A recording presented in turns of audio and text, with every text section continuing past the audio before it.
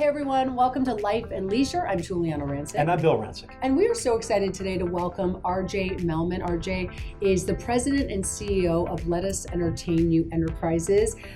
They actually have 120 restaurants and more to come. And we're also restaurant partners in the RPM Italian group. So we're so excited to have you, RJ. Great to be here. So RJ, first of all, we got to talk about the culture at these restaurants because so many people talk about how the restaurant business is such a tough business. But yet, somehow, Lettuce continues to grow and succeed. And so what do you think it is about the culture? I think that we do a really good job of setting up a fun environment. We sort of say you have to have fun and make money and work, but that fun part, I think, really comes through. I have about 90 partners in the company, and our culture is so important to us that we don't let it go away. Mm-hmm. So that spirit of fun that started in 1971 with my dad and carried through till I was here in the early 2000s. Like we're just having a great time, and I think when you can have a sense of humor, laugh at yourself a little bit, I think it makes it a lot easier for people to feel that the whole way through. Yeah, I think one of the things that Lettuce does so well, and maybe you can take us behind the scenes, is you're really changing people's state of mind when they walk into one of your restaurants. Whether it's Mona Gabi or RPM Italian, when you go to RPM Steak, you feel like you're at a steakhouse in London. You're transporting them into kind of a different frame of mind. Yeah, I think you use the word transportative. Transportative is one of the most important words. Like, what do you feel when you go into a place? You have five senses. What do you see, feel, smell? All of those things, we think about all those things. What is the lighting? What does the music feel like? You're putting together a play. You're putting together a movie, and there is an attitude to that you're having. And set design is what we do every day. And they're permanent, but it's couldn't be more fun to kind of direct how someone feels when they come to the place. So with so many restaurants, I imagine you get a lot of pitches for different concepts, and some of them probably aren't the greatest ideas. What are some funny ideas that people have thrown your way? Well, I think you actually had one of the craziest ones. Which one? That I had when we were opening RPM Italian. I don't know if you recall, we were having a whole uniform workshop, and you said, I'm going to go get some models.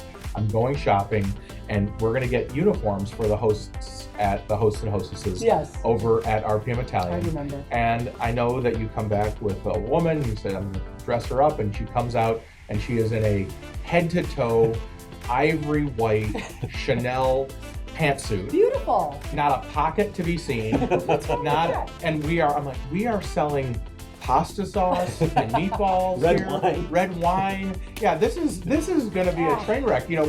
Our dry cleaning bill is going to be in the our budget for host uniforms might have been $30. We were at about $1,500, $2,000. I don't know what it was.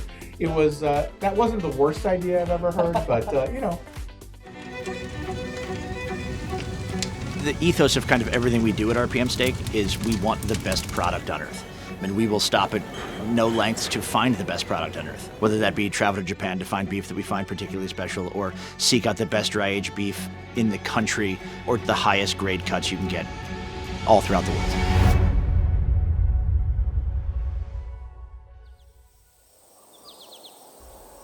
We try as hard as we can to work with single farmers and get as close to the animals as we possibly can, which naturally led us to a trip to Japan, which is known for having an incredible tradition of over hundreds of years of, practices and how they take care of things. We went to multiple prefectures to see multiple different animals, different farms, and how they're each treated differently, and we landed on Sendai. As you kind of drive through Miyagi to get to Kawaguchi Farm, you just notice this absolute pristine farmland. They're known for growing the best rice in all of Japan. There's a gorgeous lake that's an animal sanctuary that's right next door. So kind of everything around you is well maintained. The animals are in great health. It's a third generation farm, and these are all things that kind of drew us to this product. And it all comes out in the end because 80% of their animals are BMS 10 or higher. Wagyu beef in Japan is graded on an A scale as well as a BMS scale.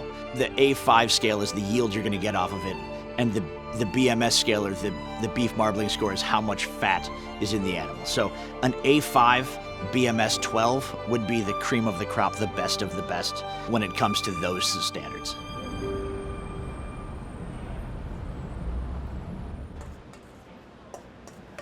We went on this trip not really knowing what we would find, and we were so blown away by the product at Kawaguchi Farm that we had to put it on our menu.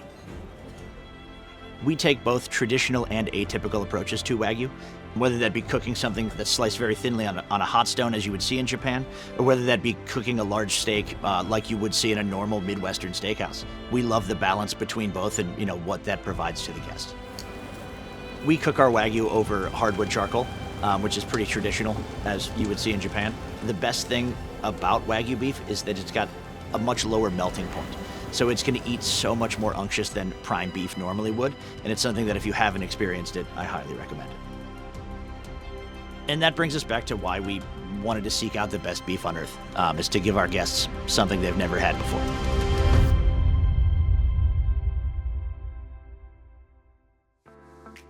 But I'm sure you get some crazy ideas, like even restaurant concepts. I think I once pitched RJ an indoor camping restaurant. Do you remember this? Where you would actually be by a campfire indoors as the restaurant. safe. Isn't that a great idea? Very safe. Yeah. Someone's now going to come out with it, and then we're going to kick ourselves, RJ, for not doing it. I feel like I've been there's so many great ideas out there, and the question isn't whether there's an idea. The question is, can you execute it? Yeah. And you can have the campiest, funniest idea out there, and if you put it together in the right way, it really works. And if you put it together in the wrong way, it doesn't. And so there's not probably one right way to open a restaurant.